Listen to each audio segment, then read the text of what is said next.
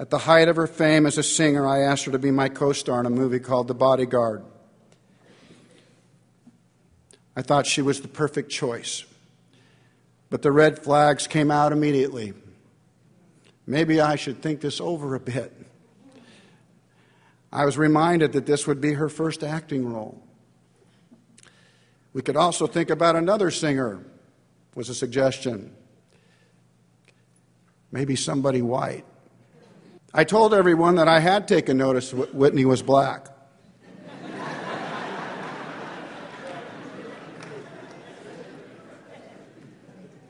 The only problem was I thought she was perfect for what we were trying to do. There was a bit of a relief in the room when we found out that Whitney was going to be on tour and she wouldn't be available for our movie.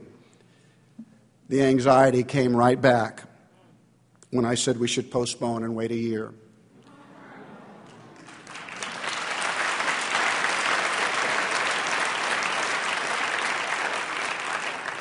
That was a lot for the studio to accept, and to their credit, they did, but not without a screen test.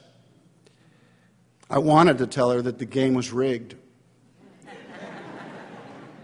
that I didn't care how the test went, that she could fall down and start speaking in tongues.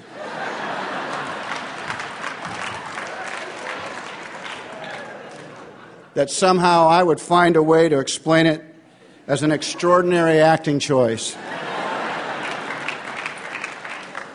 And we could expect more to follow. And gee, weren't we lucky to have her. But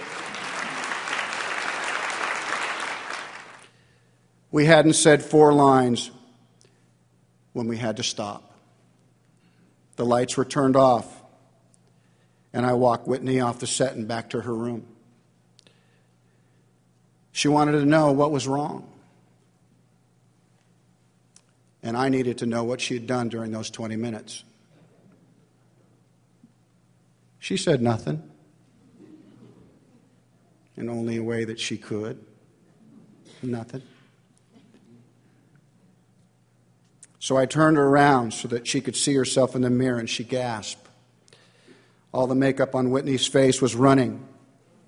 It was streaking down her face, and she was devastated. She didn't feel like the makeup we'd put on her was enough, so she'd wiped it off and put on the makeup that she was used to wearing in her music videos.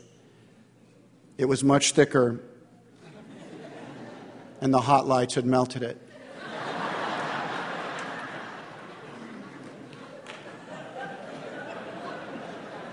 She asked if anyone had saw. I said I didn't think so. It happened so quick.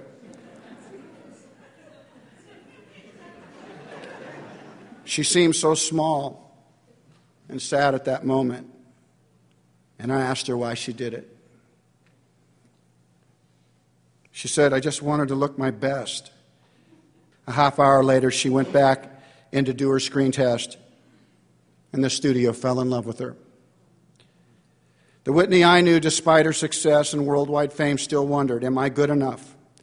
Am I pretty enough? Will they like me? It was the burden that made her great and the part that caused her to stumble in the end. Whitney, if you could hear me now, I would tell you, you weren't just good enough. You were great. You sang the whole damn song without a band. You made the picture what it was. A lot of leading men could have played my part. A lot of guys could have filled that role. But you, Whitney, I truly believe that you were the only one that could have played Rachel Marin at that time.